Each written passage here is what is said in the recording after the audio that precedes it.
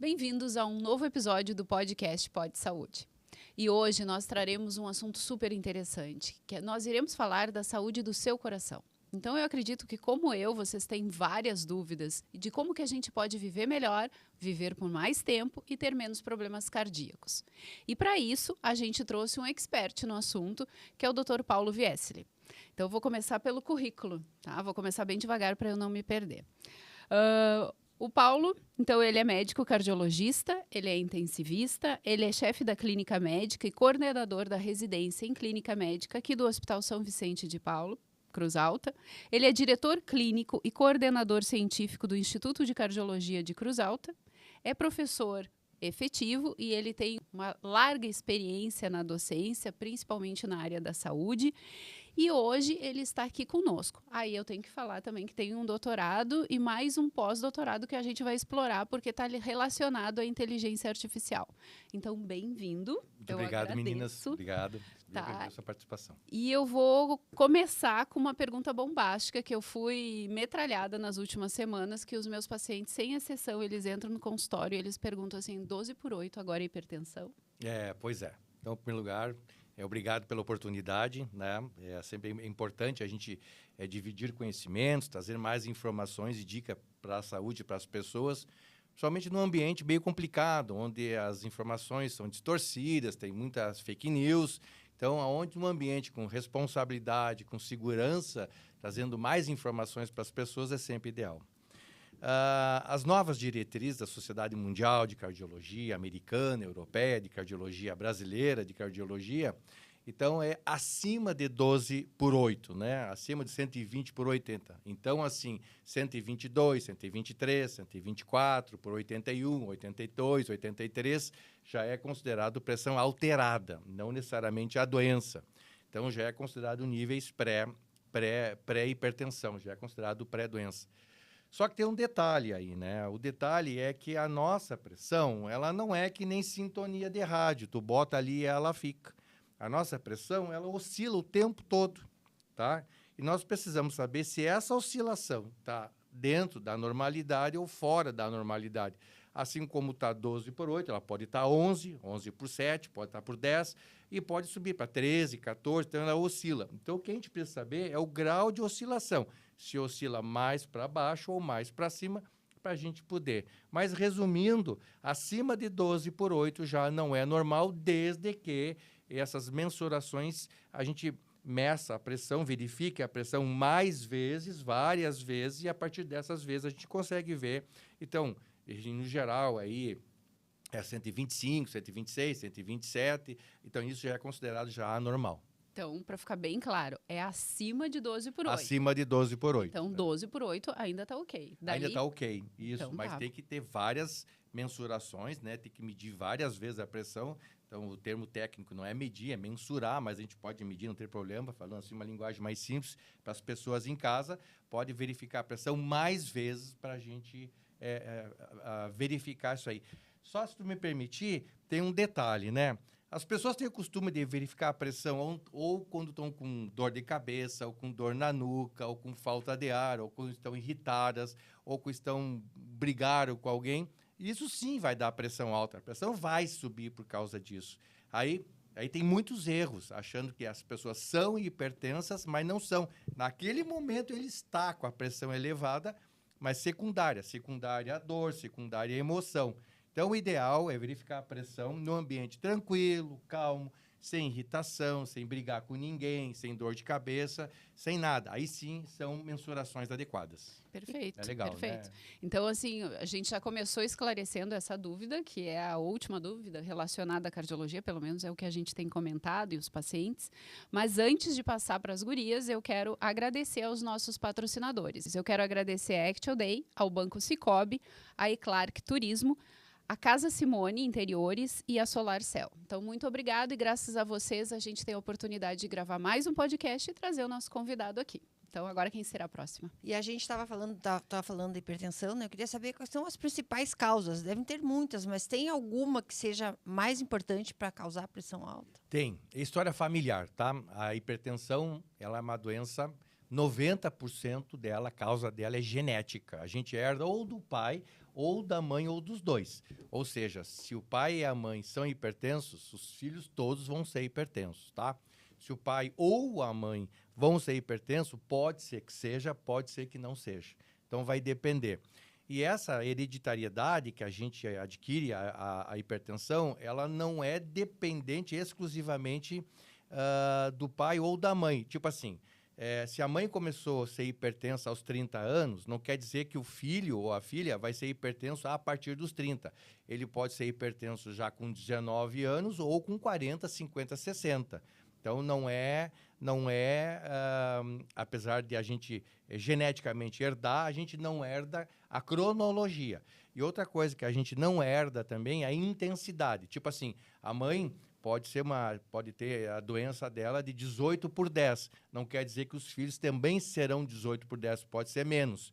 O inverso é verdadeiro. A pressão da mãe é leve, ou do pai é leve, tipo 14/9. Mas o filho pode ser lá 16, 17, 18. Então, a gente herda a doença, mas não herda a cronologia e nem a intensidade. E essa cronologia e essa intensidade pode depender do hábito mais saudável daquela pessoa? 100%. Vai ter essa interferência? 100%. Existe, então, aquele fenômeno que a gente chama de fenótipo e genótipo, né? Então, quando a gente herda a doença, a gente herda o gene, o genótipo. Mas ele só vai se manifestar, o genótipo, de acordo com o nosso fenótipo, ou seja, o nosso estilo de vida. É que nem cachorro brabo. Se tu deixar o cachorro brabo no canto da casa, ele fica quieto na dele lá. Agora, se tu vai lá provocar o cachorro, ele vai morder. Então, se o camarada tem probabilidade de herdar ou do pai ou da mãe a pressão, e o estilo de vida dele é ruim, ele não só pode antecipar a cronologia da pressão, quanto piorar o nível dele. Então, ele pode ficar muito pior. Então, se ele fuma, estressado, sedentário, excesso de peso, né, bebida alcoólica, uso de drogas, né? Então, isso tudo pode piorar a carga genética que ele herdou.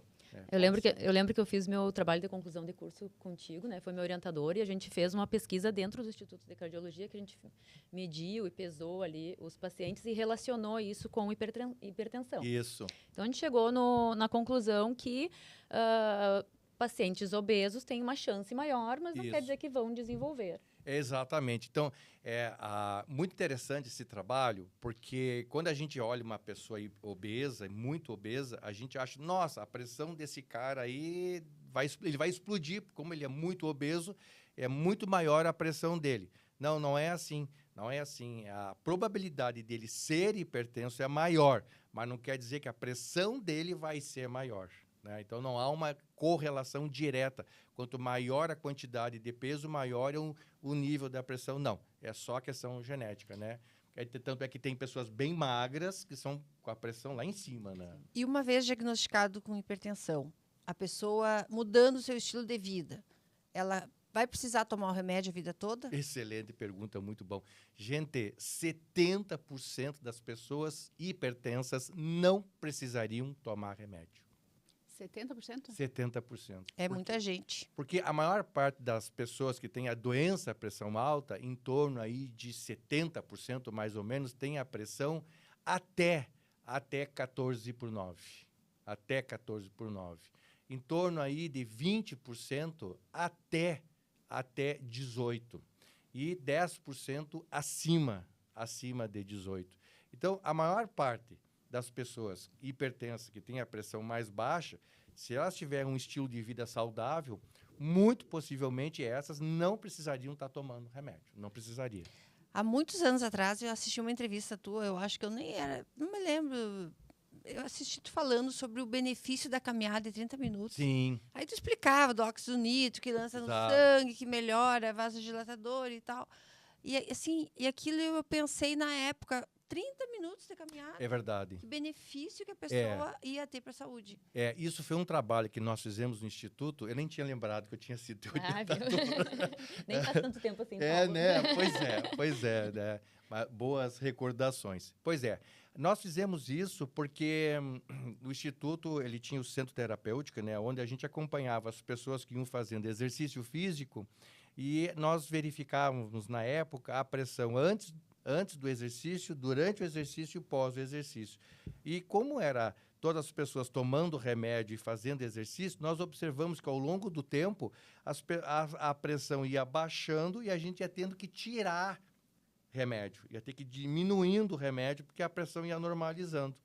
Então, nós fizemos um trabalho comparando pessoas hipertensas sedentárias, que não faziam caminhada, com as pessoas que iam fazendo caminhada, como que isso ia acontecendo. E é impressionante. Então, assim, já com o 5º dia de caminhada, no 5º dia sim, dia não de caminhada, no 5º dia de caminhada, a pressão já baixava 20 milímetros de mercúrio. Então, se o camarada é 14, com 30 minutos de caminhada já ia para 12. Tinha que tirar remédio. Então, a gente já foi vendo isso no 5º dia. Ou seja, o camarada caminha na segunda, na quarta e na sexta, segunda e quarta. Ou seja, uma semana e meia já tem um efeito do exercício. Foi aí que a gente viu que, como a maior parte dos nossos pacientes faziam 20 minutos na esteira ou 30 minutos na esteira, a gente viu que 20 minutos a 30 minutos já é o suficiente para baixar a pressão. E, Vésseli, deixa eu te perguntar uma coisa, que eu acho que é uma dúvida de muitos pacientes hipertensos, tá? Com tratamento medicamentoso. Qual é o alvo da pressão dele? Quanto para eu dizer que está boa? 12/8. 12/8. Para menos. Se eu sou 12/8 para menos. Tá, eu sou hipertensa, uso medicação, a minha pressão tem que chegar no máximo 12/8. 12/8. Tá. Tem pessoas, né? Tem aquela classe de hipertensão que são as pessoas nível 3, nível 4, que são as pessoas mais refratárias, que são pessoas de 18, 19, 20, né? Sem sintoma, né? São as pessoas que têm um nível mais elevado o tempo todo. Né? Esses é mais difícil chegar a 12/8. Isso é mais dá, mas é mais difícil. Bem mais difícil, mas dá. Então, a ideia sempre é baixar. Quanto mais baixar, melhor. Tá, e outra pergunta, assim, relacionada à hipertensão. Existe a hipertensão do jaleco branco, né? Tem. Que é aquele paciente que vai no consultório, a gente vai aferir a pressão e está lá nas nuvens. Isso. Mas na vida dele ele não é assim. Uhum. E eu sei que muitos cardiologistas indicam mapa. Eu queria que tu explicasse o que é o mapa para o paciente. Assim, 70% das pessoas com ou sem a doença pressão alta, tá? Em torno de 70% das pessoas tem influência da pressão ser avaliada por médico, tá? Médico ou médica, né? Mas por médico, enfim, né? Então, por ansiedade, por estresse, por tensão, tem aquela coisa do médico, né? Aquela coisa assim, aquela coisa sacerdotal do médico, né? As pessoas chegam preocupadas, o que vai dar, o que não vai dar. Então, isso gera uma tensão, gera uma preocupação. Tem pessoas que são bem menos e tem pessoas que são bem mais, Então, isso gera um falso positivo. Então, tu vai lá verificar com o médico, a pressão está alta e alguns médicos já começam a medicar, sendo que essa pessoa não é hipertensa. Ele só está com a pressão alta na frente do médico, né? E esse exame que tu citaste, que é um MAPA, que é monitoramento ambulatorial da pressão arterial, MAPA. É uma pressão, é um aparelho que a gente bota na cintura com um manguito no braço e ele verifica a pressão 70 vezes nas 24 horas. Então, manhã, tarde e noite, inclusive durante o sono. Aí a gente vê o comportamento da pressão. Então, não é um valor fixo, que nem eu falei antes para vocês, né? Estavam conversando antes que o nível da nossa pressão oscila, né? Então, eu preciso saber se esse paciente está oscilando normal, oscilando leve, oscilando moderado ou oscilando acentuado, para ver qual é o nível de pressão que ele está. Então, o mapeamento ele serve para isso, justamente para a gente excluir a hipertensão do jaleco branco, que é muito comum e dá muito erro de pressão. Mas a síndrome do jaleco branco não é só com o médico, tá, gente? Também dá com outras pessoas. Por exemplo, essas pessoas que são aposentadas ou pessoas um pouco mais idosas, não precisa ser aposentado, não, que vão no banco com um cartãozinho para tirar a aposentadoria, não conseguem lidar na máquina e acabam ficando tensos, estressados, porque não conseguem mexer na máquina lá para tirar o dinheiro. Volta e meia, um deles vai para a UPA lá com 22, 24, depressão, porque não conseguiu tirar o dinheiro. Então, além de ficar irritado porque não conseguiu tirar o dinheiro, tem o estresse da máquina, da tecnologia. Então, só para dizer isso, que tem algumas pessoas que oscilam a pressão, uns oscilam mais, né, que são os hiperreativos, e tem os que oscilam menos, né? Perfeito. E, bom, a pressão vai oscilar, né? Ela não vai Oscila. ficar estável sempre. E o quanto isso é patogênico, o quanto isso é prejudicial para o Sim. paciente e o que pode causar. Então, se eventualmente eu vejo minha pressão, ela teve naquele momento 18 Certo. por alguma coisa. Que risco eu tenho naquele momento? Perfeito. Baita pergunta, porque isso aí é aí que mora grande quantidade de erro, né? Então, as pessoas, elas se fixam no número, né? A minha pressão tá 18. Aí vem uma assim, vai dar um infarto, vai sangrar a cabeça, vai rasgar a aorta, tu vai morrer. Imagina as 3, 4, 5 pessoas da mesma família dizendo que se tu não baixar a pressão, tu vai morrer, vai subir mais a pressão ainda, né? Então, as pessoas se preocupam com o número. A gente se preocupa com a causa. Por que tu tá com 18 de pressão? Não é o número, mas por quê? Quebrou o maior pau em casa, brigou em casa e a pressão subiu. Então, nesse caso, a gente vai tratar a causa. Então, se a pessoa está estressada, está angustiada, estressada, dá um remédio para estresse. Se a pessoa está com dor, dá remédio para dor. Aí, tira o estresse, tira a dor, a pressão volta para o normal. Então, não é um número que vai prejudicar, mas é a manutenção daquilo que está elevando o número. Então, vamos ver, um clima tóxico em casa. Ou a mulher é tóxica, ou o marido é tóxico, ou os filhos são tóxicos. O clima em casa é sempre ruim, é sempre tenso, né? Ou no ambiente de trabalho, um patrão chato, um gerente incomodativo, um coordenador de área tóxico, né? Ou um colega tóxico, né? Então, alguém que está sempre gerando tensão, preocupação, sempre aquele ambiente as pessoas vão estar tensas. Então, ela vai estar sempre com a pressão elevada. Então, o estresse daquilo eleva a pressão. Mas não é a pressão que pode dar dano. Claro que ela contribui sim, mas é o estresse que gera, todo o estresse que gera esse estado de tensão, preocupação e associado à hipertensão. Então, tipo assim, a pressão está alta? Tá, mas por quê? Então, trata o porquê. Né? E a famosa dor na nuca, né?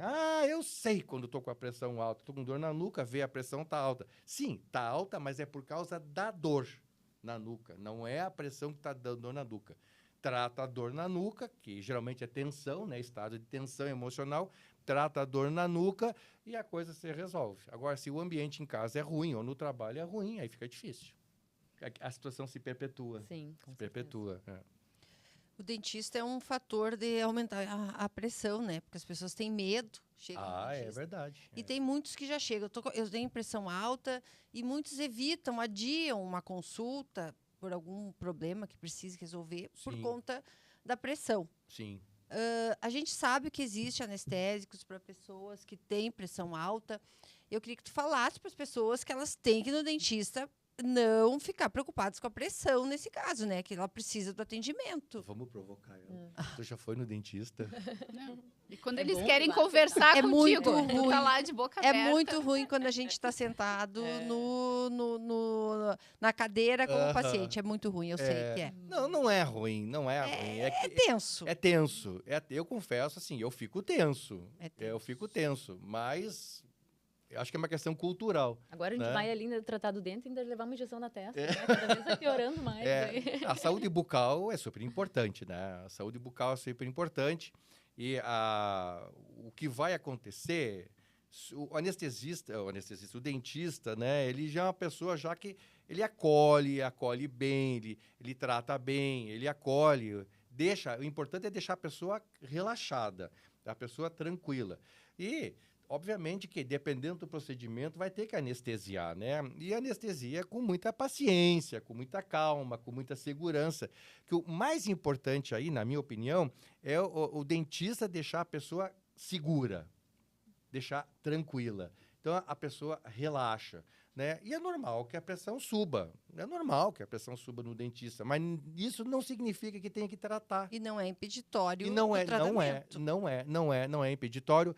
E tu tocaste também numa questão de anestesia. Não tem problema nenhum anestesiar. Não tem problema nenhum. Você vai anestesiar, né? Tem a anestesia com ou sem vasoconstritores, pode fazer com vasoconstritor sem problema nenhum, né? Agora vai depender do grau de tensão da pessoa. Claro que se a pessoa chega muito nervosa no consultório, e vão verificar a pressão e dê lá 18, 19, 20, se preocupam com o número e esquece que a pessoa está tensa, está nervosa. Dá uma relaxada nela. Às vezes um relaxante, um calmante é muito mais indicado, né, para deixar a pessoa mais tranquila do que você fazer uma outra medida, né? E é um bom papo, uma boa conversa, né? Eu acho que isso resolve. Continuando nessa área odontológica, então, depois já vamos passar para outros assuntos. A gente sabe que a boca faz parte do corpo e que é uma porta de entrada para bactérias Sim. que acabam entrando transitoriamente, às vezes, na corrente sanguínea Sim. ou ficando mais tempo, causando outros problemas, Sim, é infecções verdade. crônicas, inflamações crônicas. E o que afeta na saúde cardiovascular Sim. uma saúde bucal deteriorada? É bem importante, tá? Eu vou falar uma frase aqui que vai causar um pouco de polêmica, mas vamos lá. As nossas mãos são mais sujas do que o nosso ânus, tá? A nossa boca é mais suja do que o nosso ânus. O nosso ânus tem as bactérias das fezes e são aquelas bactérias. Claro que a gente faz a higiene e aquilo, mas fica ali com aquelas bactérias do característica do nosso, específica do ânus. A mão toca em tudo e a boca leva tudo. Então nós carregamos todos os tipos de bactérias pelas mãos e na boca. Então, a boca tem todos os tipos de bactérias. Por isso que a gente precisa de uma excelente higiene das mãos, toda hora tá limpando, lavando as mãos e, obviamente, também fazendo uma higiene na boca, nos dentes, etc. e tal. E a importância da saúde bucal, a começar pela qualidade dos dentes, que é assim, pessoa com pouco dente ou dente ruim, a pessoa mastiga mal, come mal e emagrece, desnutre, a começar por aí. E, segundo lugar, dependendo da qualidade dos dentes, são dentes estragados, com cáries, dentes rompidos, junta muita bactéria ali e as bactérias elas se proliferam ali. Então, tem bactérias muito fortes, né? E essas bactérias podem cair na corrente sanguínea, porque, gente, essa região aqui é riquíssima de irrigação sanguínea, é riquíssima. Pode cair para dentro dessa região aqui da irrigação sanguínea, pode atingir essa região, criando abscessos, que são os furúnculos, né, feridas lá dentro, também pode atingir o coração. Se o coração tem algum defeito, alguma válvula, essa bactéria pode atingir o coração e pode causar infecção no coração. E é uma complicação, que é endocardite. É complicado tratar a endocardite. Gravíssimo. É gravíssimo. Sem contar que essa bactéria também ela pode atingir a corrente sanguínea do cérebro, porque é muito pertinho e causar infecção no cérebro, né? Que são as encefalites, né? É complicado. Então, por isso que tem que ter uma higiene bucal, tem que estar com os dentes muito legal. Uma dica que eu dou aqui, se tu me permitir, é se a pessoa tem mau hálito, gente, tu me corrige se eu estiver errado. Se a pessoa tem mau hálito, 90% do mau hálito vem da saúde dos dentes. Significa que um dente teu não está legal. Um dente teu está estragado, está com ferida, está aberto, está machucado. Não é isso? Exato, e as pessoas gostam muito de culpar o estômago. Tem Não, problema não no é. estômago e é a boca. É a são boca, os dentes. é os precisa dentes. de Então, se cuidados. você está com mau hálito, gente, então assim, Vá no vai dentista. ver a qualidade dos dentes e a higiene. Gente, nós estamos falando de algo assim muito simples. Do mas básico. O básico, mas muita gente sequer escova os dentes uma vez por dia. Sequer passa o fio dental para tirar o excesso de comida. Eu tenho preguiça. Eu confesso que eu tenho preguiça de usar o fio dental. Mas quando eu uso o fio dental todo dia, 2 vezes, e eu vejo a quantidade de resto alimentar que fica, eu falei, meu Deus, eu tenho preguiça. Mas com Imagina o fio só. tu vê o grosso saindo. Por exemplo, se fica Sim, um sim. pedaço de Não alimento. Não vê. Mas tu tira a placa. É. O fio é para remover a placa que fica causando uma inflamação na gengiva crônica que acaba sobrecarregando o sistema cardiovascular Sim. por causa que aquelas bactérias estão ali e vão penetrar na corrente Sim, sanguínea. inclusive na época que eu fiz cardiologia no INCOR, em São Paulo, tem um trabalho de uma das médicas lá que ela conseguiu identificar bactérias da boca e do estômago nas placas de colesterol dentro do coração. Para tu ver a relação direta que pode ter entre higiene e a qualidade do dente, né? O que tem a ver uma coisa com a outra? Tem tudo a ver, né? Nosso corpo é todo interligado. Deixa eu aproveitar essa conexão dente-coração aí de vocês dois aqui. E aqueles pacientes que têm valvulopatia, que sim. já tem uma doença lá nas válvulas cardíacas, todos têm que fazer aquela profilaxia com antibiótico antes de um procedimento dentário ou não? Quase todos, tá? Quase todos. Por exemplo, assim, nosso coração é feito de músculos, tem a parte elétrica, tem uma parte que são as coronárias que dão irrigação e tem as válvulas do nosso coração que faz com que o sangue circule, tá? Que faz o sangue circular, né? Então, essas válvulas, elas podem ter defeitos, né? Tem vários tipos de defeitos. Esses defeitos faz com que as bactérias possam entrar nessa válvula e criar uma infecção, que é a endocardite que nós comentamos. Então, as pessoas que têm válvulas nativas, as suas próprias válvulas, e essas pessoas têm sabidamente problema nas válvulas, elas têm que tomar antibiótico profilático. Tem que fazer a profilaxia para não dar endocardite. Principalmente se já mexeu nas válvulas. Se tem uma prótese, que é uma válvula protética, que são válvulas biológicas, tá? Ou de porco, ou de boi, as bovinas, essas são obrigatórias, tá? Agora, as válvulas metálicas não precisa, porque a bactéria não adere no metal. Então, não causa infecção no metal. Então, quem sabe, aquelas pessoas que têm doença nas válvulas cardíacas têm que usar antibiótico antes de um procedimento. Por exemplo, ir lá na Gisele. Tem que falar para a Gi que, olha, eu tenho válvula, eu tenho doença na válvula. Tem que falar que tem doença no coração. E aí é o dentista que vai passar o antibiótico, porque é um uso local ali, só naquele momento que ela vai usar o antibiótico numa quantidade X. Não é ficar tomando antibiótico por conta. É profilático. É profilático. É fundamental. Fundamental. É fundamental. E, às vezes, até para uma simples limpeza, a pessoa tem que fazer sempre quando envolve sangue. Sempre quando envolve sangue. Então, por exemplo, assim, ela se cortou e tem que suturar. Né? Então, se cortou e tem que suturar, ou se cortou, saiu sangue, significa que a pele foi lesada. Então, bactéria entra para dentro da pele. Quem tem gato em casa, tá, gente? Arranhadura de gato, cuidado, viu? Né? Muito perigoso, né? Então, tem que lavar ali com sabão, tem que tratar ali com bastante sabão e, dependendo se vai fazer ponto, tem que tomar antibiótico profilaxia. Tá, gente, olha só, a gente já falou de hipertensão, a gente falou de valvulopatia, doença da válvula, e agora eu quero saber um pouquinho de doença arterial coronariana. Sim. Tá? Então eu vou começar aqui com uma afirmação. Ó. Segundo um levantamento do Instituto Nacional de Cardiologia, entre o ano de 2008 a 2022, o número de internações por infarto aumentou drasticamente no Brasil. Então, a média mensal de internações em homens subiu de 5.200 para mais de 13.000, isso por mês, tá? Então, teve um aumento nesses anos em 58%.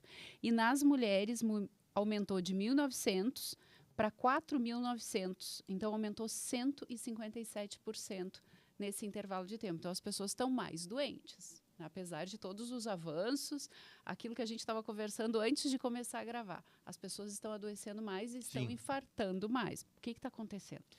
Está acontecendo que a gente, quando cuida de um lado, acaba se descuidando do outro, tá? As pessoas confundem. Em primeiro lugar, sim. Então, vamos lá. Está havendo maior incidência de infarto nas pessoas, sim. Mais ou menos ali, dos anos 90, 95 do século passado, até 2010, nos Estados Unidos, principalmente, se começou a notar uma queda da incidência de doenças cardiovasculares, principalmente das doenças de infarto. Começou a haver uma queda. Aí isso se deu pelo aumento das políticas públicas de combate às doenças cardiovasculares, tratamento de hipertensão, diabetes, obesidade. E aí isso durou 5 anos. E agora, então, está em ascensão de novo. Então, deu uma queda e está em ascensão de novo.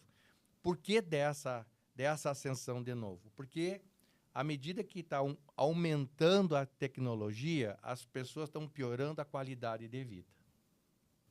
Tá? Basicamente é isso. O que é piorando a qualidade de vida? Tá? Aumentou o transporte, então eu trabalho mais. Melhorou o transporte, então eu fico menos tempo no trânsito, mas eu trabalho mais. Né? Por exemplo, eu que morava em São Paulo, eu gastava de 3 a 4 horas no trânsito. Aí, quando eu vim embora para Cruz Alta, eu não gasto nem 3, 4 minutos. Mas, em compensação, eu trabalho mais. Tá? Eu trabalho mais.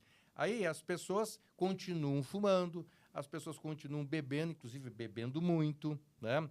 As pessoas continuam com uma obesidade enorme, 70% da população, acho que a Bia pode me corrigir se eu estiver errado, 70% da população brasileira ou é sobrepeso ou obesidade, né? Sem fazer exercício, ou seja, a nossa qualidade de vida. E outra coisa, gente, a máquina do diabo, né? Na década de 90 não tinha máquina do diabo, agora tem a máquina do diabo. O que é a máquina do diabo? O celular, tá? Porque mais tempo de tela, mais tensão, mais estresse, mais estímulo focado a não fazer nada, Sedentarismo. né? Sedentarismo. Então, o nosso estilo de vida está piorando. À medida que a tecnologia aumenta, o nosso estilo de vida piora. Então, por isso que nós estamos continuando. E outro fato também é que, como nós estamos ficando mais velhos, as doenças vêm mais. Por exemplo, na década de 40 do século passado, a média de sobrevida era 40 a 45 anos. Agora, a nossa média de vida é 76, 78, 80 anos. Então, a gente está vivendo mais, por isso ficando mais doente à medida que vão ficando velhos. Mas também relacionado com o estresse de vida. Eu ia relacionar isso mesmo, que ao mesmo tempo que a nossa expectativa de vida está aumentando, Sim. a gente se surpreende mais com casos de infarto com jovens, né? Sim. Pessoas abaixo de 40 anos. Eu tenho aqui um dado que entre 2022 e 2024, 7,8 mil mortes de pessoas menores com menos de 40 anos. E isso tu acha que se dá, não sei, coincidiu aqui também com a pandemia ali. Tu acha que isso pode ter piorado em função do Covid ou dos hábitos criados durante o período de pandemia Certo. que se reproduziu depois? Assim, ainda tem dúvida. Ainda há uma dúvida se realmente está aumentando o número de infartos em jovens ou se está melhorando a comunicação, né? A informação. Porque até então nós não tínhamos uma mídia tão ativa quanto é agora. Por exemplo, hoje em dia, antigamente, se uma pessoa morria com 40 anos, ninguém sabia, porque não vinha essa informação nos nossos ouvidos. Hoje em dia, se o camarada morreu hoje de manhã súbito com 40 anos, aí a cidade inteira sabe, porque rolou na internet, rolou no Facebook, Instagram, X, etc. Todo mundo fica sabendo, que dá aquela sensação que está morrendo gente mais jovem. Então, infarto em jovem sempre teve e sempre vai ter. Agora, se está aumentando, um ou outro trabalho está dizendo que sim, dizendo que 10%, está aumentando em 10%, algumas séries em 15%, 20%, mas ainda não são séries robustas. O que se tem é que antigamente não era tão notificado quanto agora. Agora é mais notificado. Mas o fato é que tem sim infarto em jovem. E por quê? Principalmente estilo de vida, né? A gurizada aí está se detonando, né? É muito sedentarismo, muito estresse, né? Uso de cocaína, tá? Cigarro, bebida alcoólica. É impressionante, as pessoas bebem demais, bebem muito. As pessoas ficam muito bêbadas, né? Não basta tomar 1, 2 cervejas. As pessoas tomam muito, 6, 7, 8, 12 cervejas direto. Tem pessoas que o final de semana começa na segunda, né? Então, aí isso é muito ruim. E as pessoas estão fumando mais. A galera aí com 17, 16, 18 anos fumando. E agora tem esse bendito aí, cigarro, Eletrônico. o vape, cigarro eletrônico, que é pior ainda. E ficam fumando. E sem contar também aí o uso de anabolizantes, o coquetel da morte. Coquetel da morte é anabolizante, cocaína e Viagra, né? Para ter mais músculo, ficar mais forte, né? Então, usa as 3 coisas e não acontece nada. E, de fato, você usar anabolizante para fazer musculação aumenta o músculo.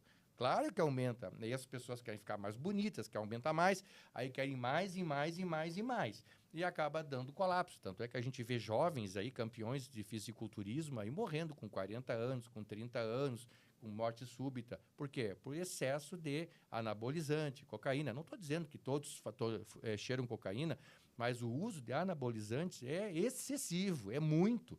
né? Então, isso sim predispõe. Já está provado que o uso anabolizante aumenta em 5 vezes a chance de infarto em jovens. Então, está aí. Uma das causas está aí. Aumentou.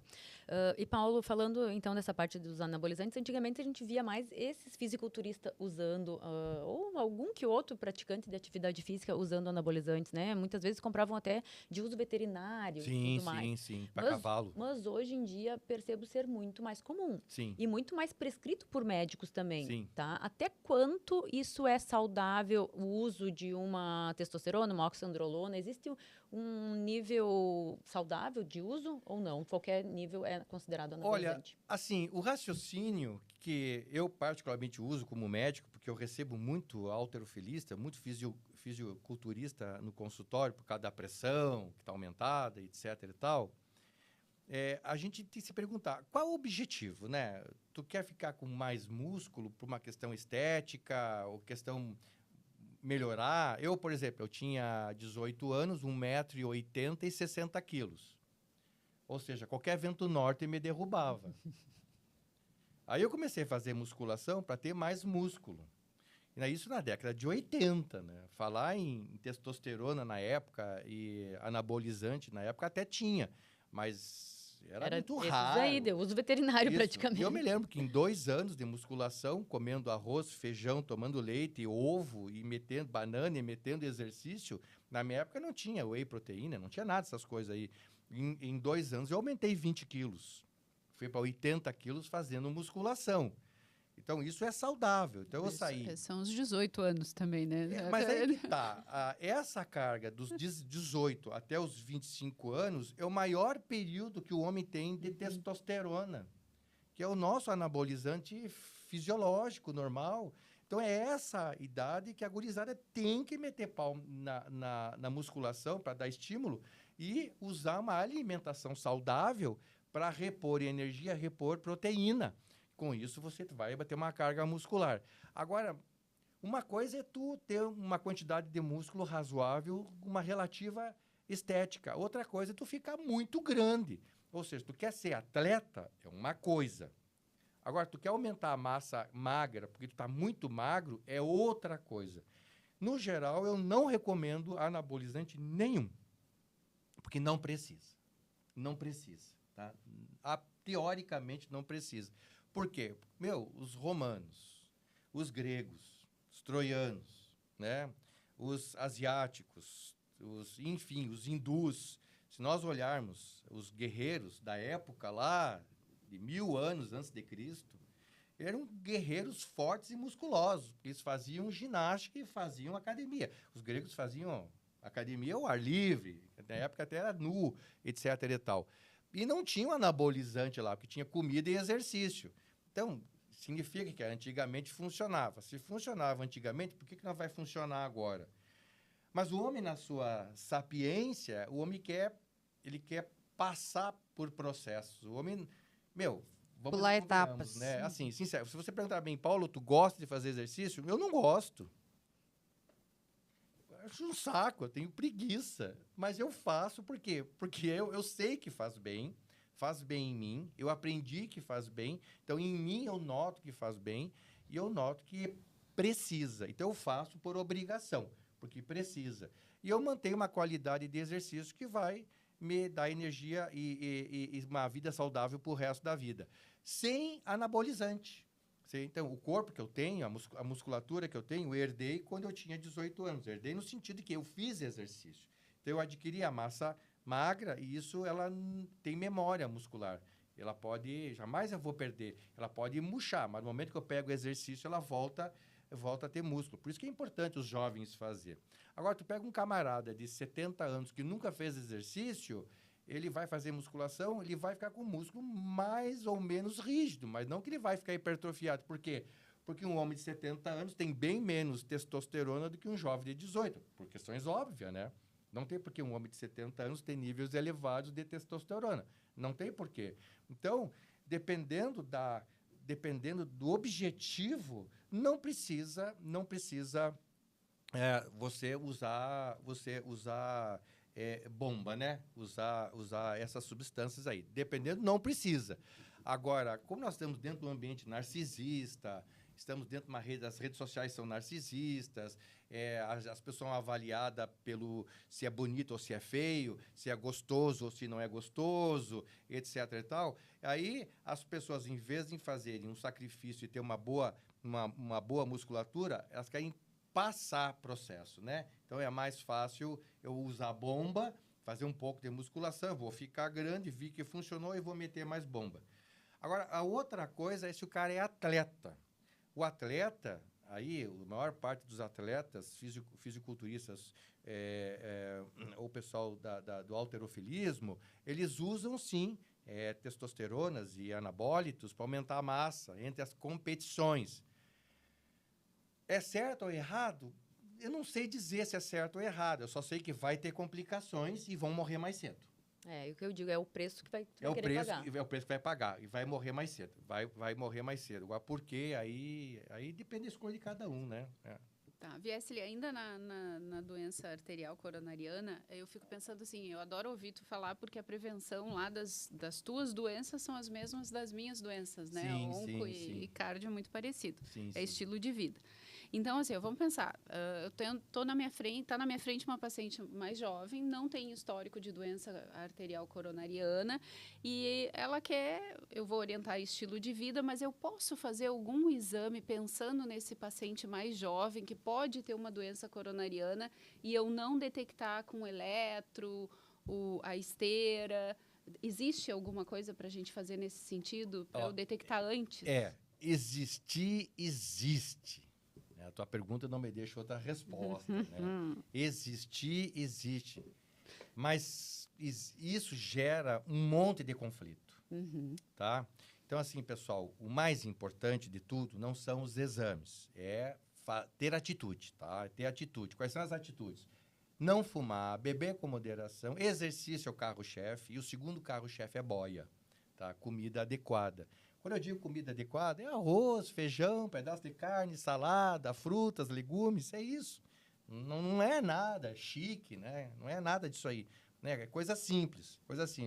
Isso aí reduz a mortalidade em 65%. Não só das doenças do coração, mas todos os tipos de câncer. Imagina, só o fato de você não fumar, beber com moderação, não ser o gordinho e fazer exercício, reduz a mortalidade em 65%. Né? Nada na medicina é mais forte do que isso aí.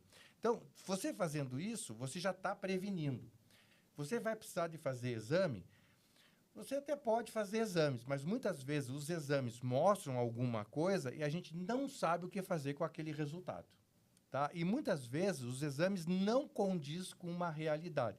Então, por exemplo, tem um exame chamado angiotomografia, que é muito legal. É lindo de ver as imagens, é muito legal, porque a tecnologia está ficando de alta resolução, né? Antigamente a gente tinha tomografia de 2, 3, 4 canais. Agora a tomografia tem 138 canais. Então é alta resolução, né? E as máquinas estão cada vez mais sofisticadas. Então isso dá mais resolução, a gente consegue enxergar mais. Então, às vezes, as máquinas enxergam algumas coisas inadequadas, só que a capacidade funcional, a funcionabilidade, ela não dá. Então, por exemplo, a angiotomografia ela pode marcar se a determinada coronária do coração, que é a artéria do coração que irriga o coração, já tem placa de colesterol. Tá, mas daí faço o que com essa placa de colesterol?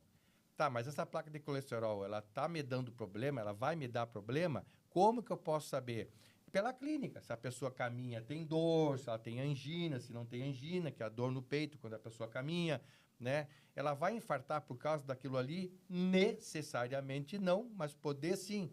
Qual é o tempo disso? Não se sabe. Então, muitas vezes, esses exames, eles inventam doença.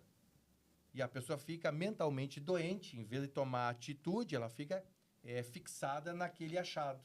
Ah, mas a minha tomografia deu isso. Ah, mas a minha tomografia deu aquilo.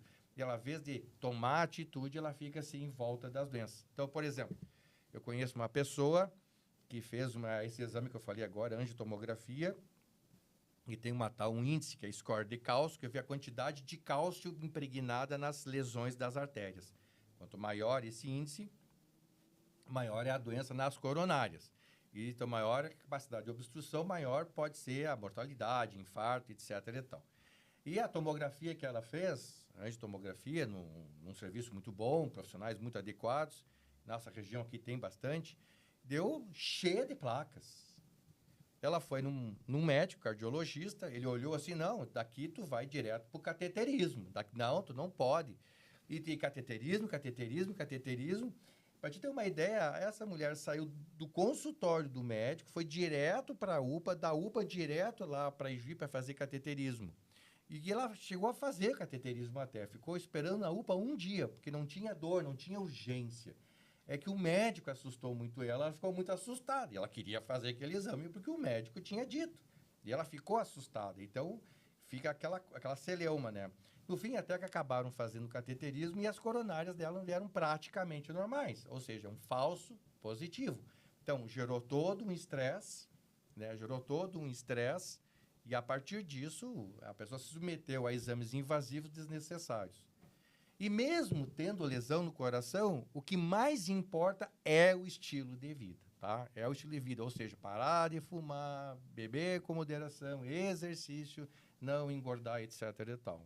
Paulo, e ainda no coração, arritmia cardíaca, o sim. que é? Dá uma explicada pra gente. Tá. Pois é, o nosso coração, gente, se nós botar o pulso, botar a mãozinha aqui no pulso, os dedinhos assim, botar assim, a gente pegar aqui no pulso, a gente vê que dá uns saltinhos assim, tá? Que é chamado pulso, tá? Esse pulso, ele é regular, tá? Ele é super regular, ele vai bater 60, 70, 80, 90 vezes, dependendo, super regular. Então, o ritmo do coração é regular. Quando sai do ritmo regular, quando sai dessa regularidade, é chamado de arritmia. São mais de 40 tipos de arritmia, mais ou menos. É quando sai do ritmo. Nem toda arritmia é ruim, a maior parte das arritmias são benéficas, tá? 3 ou 4 arritmias são graves, que levam à morte, mas a maior parte delas são benéficas. Ou seja, não leva à morte. Que bom. Eu tenho uma, que agora está meio parada, de vez em quando eu sinto, tipo, sabe, Um descompasso. um descompasso. Um tranco. Aí eu vou olhar aqui, Dá uma meu pausa. Pulso, dá uma... Ela vai dá uma esticada e continua. E tu sente mais à noite, não sente mais à noite? Era mais quando eu deitava.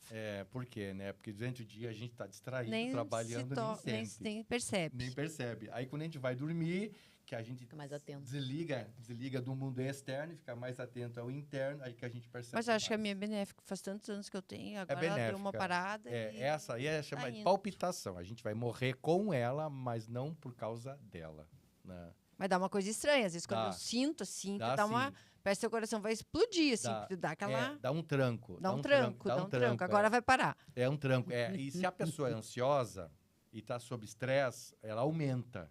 E aí a pessoa fica mais estressada e ela aumenta mais ainda. Então, é o cachorro mordendo o próprio rabo. Então, primeira coisa que a gente... A Gisele nem é ansiosa, nem estressada, em ti não vai acontecer. Quase nada. A primeira coisa que a gente faz, explica, olha, isso tu vai ter, quando estiver nervosa vai ter mais, não precisa tratar. A maior parte dessas não precisa de remédio, Muitas vezes o próprio remédio faz mais mal do que a própria arritmia. Não, deixa eu falar agora, falando de arritmia, eu vou falar de uma conhecida, uma amiga que ela tem palpitações. E ela não é médica, não é da área da saúde, mas ensinaram que ela tem que fazer massagem no seio carotídeo. Tem isso. E ela, quando ela tá parada fazendo assim, tu pode perguntar, que ela diz que tá tendo palpitação. Não. Como é? Eu queria que tu explicasse para as pessoas como é que funciona isso. Existe um tipo de arritmia, tá? Existe só um tipo de arritmia, que a gente faz massagem no pescoço, chamada massagem carotídea, que ela pode parar.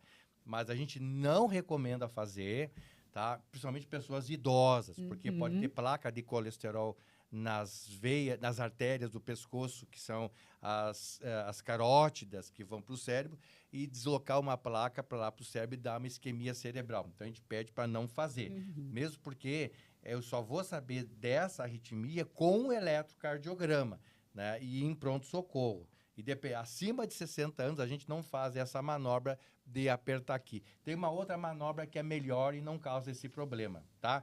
A outra manobra, mas só com essa arritmia, que a gente chama de taquicardia reentrada nodal, tá? Mas esse nome feio vocês não pegam aí, tá? Então, quando o paciente tem essa arritmia, a gente explica para ele como é que faz essa manobra. Em primeiro lugar, tem que ficar deitado, tá? Porque pode desmaiar, ficar deitado. Enche o pulmão de ar, faz força de cocô, fecha os olhos e esfrega os olhos por 10 segundos. Tá? Então, enche o pulmão de ar, faz força de cocô e esfrega os olhos. Então, isso faz com que essa arritmia cesse. Tá? E por que tem que ser deitada? Porque essa manobra pode fazer a pessoa desmaiar. Né? Que nem quando as pessoas têm cólica intestinal, né, e vão no banheiro fazer cocô por causa da cólica intestinal, como é que as pessoas se comportam?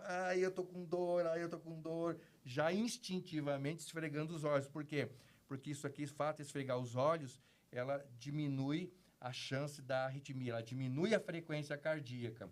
Por isso que muitas pessoas têm dor no intestino e acabam desmaiando, por problema de baixar demais a frequência cardíaca. Viu só? Legal, interessante, né? viu? Interessante legal, mesmo. é bem legal isso legal. aí, é bem legal. Vamos falar de colesterol um pouco? Vamos. Gorduras na nossa vida. No consultório, os pacientes chegam com bastante dúvida do que eu posso comer e o que eu não posso. Eu costumo fazer um paralelo entre o colesterol alto e quem tem diabetes. É diferente. Porque quem tem diabetes vai comer um açúcar e instantaneamente vai subir aquela glicose sanguínea. Já quem tem colesterol alto, não é aquele momento que comeu o bacon que vai elevar o colesterol, e sim um somatório de coisas, um somatório de consumos alimentares de gorduras saturadas, mas principalmente de excesso calórico que vai sobrar gordura no teu corpo e vai aumentar esse colesterol. Certo. Mas a minha pergunta é a seguinte, todo paciente que constata no exame que está com colesterol alto precisa de uma medicação? Não, nem todo, né? É interessante que os novos trabalhos, olha só, né? Porque, a bem da verdade, a gente não sabe qual é o nível sérico ideal de colesterol ainda. A gente não sabe. Porque nós começamos a medir o colesterol foi na década de 30, 40, né? Do século passado. Já dentro da área industrial, da época industrial, né? Então, já com muita interferência tecnológica. A gente não sabe qual é o nosso natural basal, né? Natural basal. A gente não sabe isso aí. Então, por exemplo, se nós formos medir o colesterol dos indígenas, que ficam na Amazônia, lá nas aldeias, nas matas, o colesterol deles são baixíssimos. A pressão deles é baixíssima, é 80, né? Então, o colesterol deles é muito baixo, 40, o colesterol ruim, o LDL 40, 50, é muito baixo, naturalmente deles. E nós temos as nossas, mas como a gente está dentro de uma área industrial, dentro de uma época industrial, com muita interferência, a gente não sabe ainda o nosso basal. Os novos trabalhos têm se mostrado que quanto mais baixo o colesterol, o LDL ruim, na casa dos 40, 30, 40, melhor. Mas é muito difícil de baixar isso aí, tá? Muito difícil. Nesse caso, vai precisar de remédio. Agora, no geral, as pessoas podem ter uma faixa de colesterol razoável, com boa alimentação, vamos lá, tudo de novo, ó. Boa alimentação, não fumar, beber com moderação e o carro-chefe, exercício físico. Exercício físico. Por exemplo, o alho baixa colesterol, as pimentas, os temperos todos baixam o colesterol, né? Chás caseiros, fitoterápicos baixam o colesterol, o exercício físico baixa 30% o colesterol, o fato de não fumar auxilia. Então, você pode sim baixar, normalizar o teu colesterol, cortando o excesso alimentar de colesterol, né? Fazendo exercício e tirando os agressores, no caso bebida e cigarro. No caso da alimentação, a gente come muita gordura,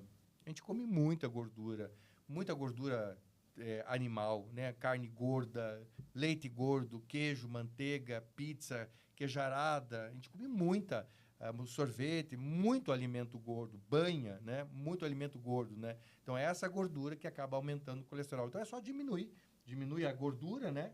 Diminuir a gordura dos alimentos, que a gente precisa pouco. O gaúcho tem essa cultura de comida forte, com muita banha. Gordura gordurosa, não é que seja muito forte, né? Então, é só diminuir. Aí sim, fazendo exercício físico, não fumando, bebendo com moderação, ajustando a dieta, se ainda assim persistir, aí a gente entra com remédio. E as pessoas têm bastante medo de tomar remédio, ter que ficar tomando essa medicação. Mas agora tu comentou que o ideal seria ter um colesterol de 40, 50, que seria possível praticamente só com medicação. Principalmente nessa faixa, quem já teve evento coronariano, quem já infartou, quem já fez angioplastia. Agora, quem não é diabético, não é hipertenso, Então, o nível razoável é em torno do LDL, colesterol ruim, em torno de 120. E a gente tem alguns efeitos colaterais da medicação Tem. do colesterol, principalmente, que a gente, no consultório, costuma usar a coenzima Q10, por exemplo, Sim. que tem uma queda na absorção pelas mitocôndrias, quem usa os remédios simvastatinas e parceiros. Tem algumas outros efeitos que podem ser... As estatinas é recente, né, gente? As estatinas começaram lá na década de 80, 90 do século passado. A primeira delas foi a simvastatina, né? E com ela veio, então, os efeitos colaterais, né? Então, uma delas é dores musculares, né? É diminuição da energia muscular, porque atua na mitocôndria, por causa da enzima Q10, né? Da HGM redutase também, que interfere na ação muscular. Então, começou a ter baixa o colesterol, mas dá efeito colateral, tá? Então, qual é o risco-benefício? É mais fácil ter dor muscular do que infartar ou é mais fácil infartar sem não ter dor muscular? Então, é risco-benefício. Daí, a farmacologia avançou, as moléculas avançaram, tem novas estatinas, que são remédios para colesterol, que são mais avançadas e têm menos efeitos colaterais, né? Como a atorvastatina, a rosuvastatina, tem menos efeitos colaterais.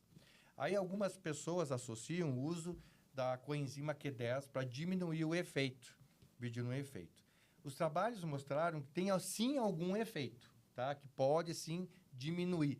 Só que também tem aí efeito placebo. Se a pessoa está tomando, acha que diminuiu, não sabe se é bem pelo colesterol, bem pela coenzima ou efeito placebo. Por um outro lado, a coenzima Q10 tem na carne vermelha, na carne branca, no peixe, em frutas, legumes.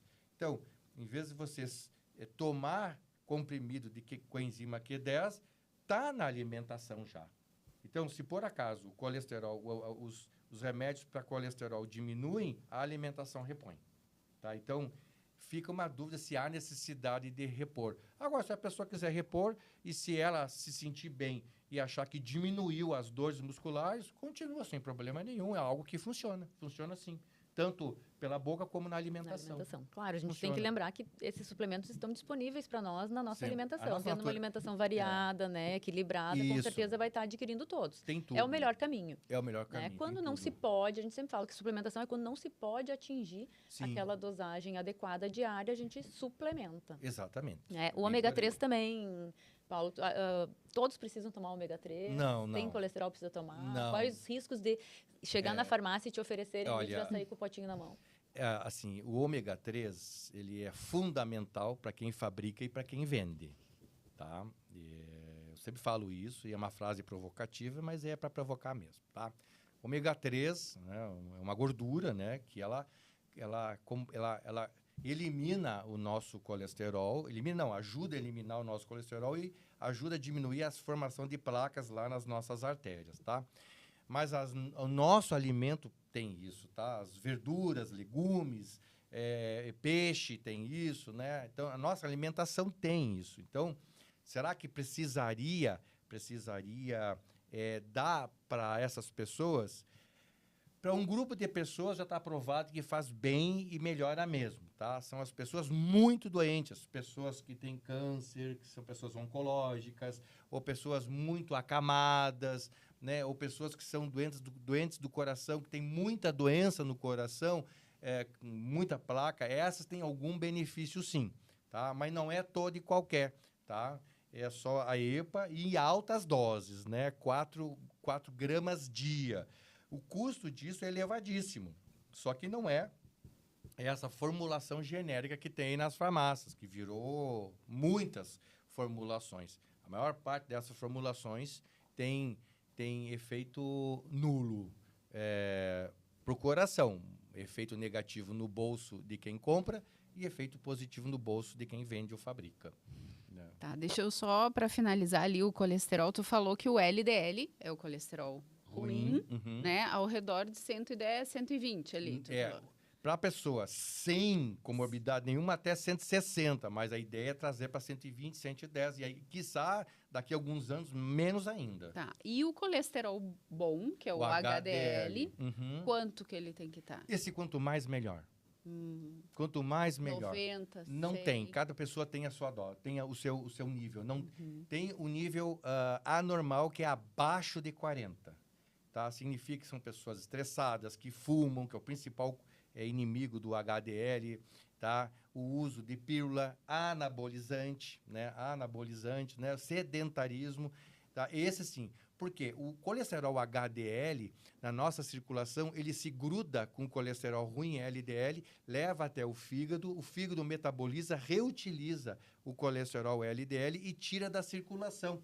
Tirando da circulação, não forma as plaquinhas nas artérias. Então, essa é a vantagem. Então, se eu tenho bastante HDL, pouco LDL, esse pouco LDL vai circular menos, formando menos placa. Então, esse é o objetivo. E o que aumenta o HDL? Carro-chefe. Exercício físico. Era essa a pergunta, agora tu já respondeu. Tá? E é o que a gente está batendo desde o início do nosso podcast. É o carro-chefe. Qualidade de vida, Tá? estilo de vida, E físico, o outro alimentação. carro-chefe é a alimentação. Quanto mais colorida, frutas, legumes e verduras, quanto mais colorido, quanto mais verde, tá? maior são as substâncias os antioxidantes, etc. e tal, que acabam aumentando a produção de HDL. Tá. E Viesli, agora vamos fazer um bate-volta aqui, bate-volta, na verdade. Tu vai responder mito ou verdade. Certo. Tá? Então, o colesterol é sempre o primeiro fator de risco para a doença cardiovascular? É o sedentarismo. Então, não é o colesterol. Não é o colesterol, sedentarismo. é o sedentarismo. Tá. É o sedentarismo. Pressão alta tem cura? Não, mas tem tratamento. Tem todos os tipos de tratamento, não falta nada. Só falta as pessoas tomar atitude e tratar. Tomar suplemento reduz a chance de infarto? Não, muito pelo contrário. Deixa o indivíduo mais velho. Tá? Não recomendo suplemento nenhum tipo de suplemento. Nada. Nível baixo de vitamina D aumenta o risco de evento cardiovascular? Só para quem tem nível baixo. Para esse, sim. Mas não quer dizer que tu tem que dar para todo mundo. Quem é que tem nível baixo de vitamina D? Quem está acamado, quem tem câncer, quem tem doença grave, quem tem doença renal grave, idoso que não toma sol, idoso que tem má alimentação. Esse sim. Mas aí tu não está suplementando, tu está complementando. É que está em falta nele, então tu tá porque está dando em falta. Aí sim, nesse caso é uma exceção. Quem faz uso de estatina precisa suplementar com enzima Q10? Se quiser, sim. Se não quiser, não. Estresse emocional pode causar infarto mesmo em corações saudáveis? Sim, perfeito. Vasoespasmo, tá? Uma das maiores causas de infarto em jovem é o estresse, tá? Estresse é o mal do século, é a praga do século. Essa semana tinha uma pesquisa de alguém, não sei se é verdadeira, que colocaram no chat GPT, que uma das piores coisas para a qualidade de vida, para redução no tempo de vida da pessoa, era o estresse. Que não sei se é verdadeira, não sei se é uma coisa assim, eu não pesquisei a fundo, mas que falava ali que o pior, que era pior que a genética, era pior que a obesidade, pior que não fazer atividade física, seria o estresse. O ruim, assim, o carro-chefe é o sedentarismo, tá? O sedentarismo deixa de a gente ter vários benefícios do exercício, tá? O exercício, ele é benéfico para nós mesmo sem a gente estar doente. O exercício mantém o status de saudabilidade, tá? O exercício é o carro-chefe. O estresse é o inverso. O estresse, tu está acelerando o envelhecimento, está acelerando Tá sempre com a adrenalina. Essa adrenalina do estresse é diferente da adrenalina do exercício. A adrenalina do exercício é fisiológica, é natural, é normal. Agora, a adrenalina do estresse é o tempo todo. Ninguém fica... por exemplo, a pessoa que é estressada, uma coisa é tu ficar nervoso com um dado momento. Outra coisa é tu viver o tempo todo estressado. Não é uma hora. É o dia inteiro, vários dias, várias semanas, vários meses, vários anos. Então, isso tudo acelera a frequência cardíaca, aumenta a pressão, acelera a rigidez dos vasos.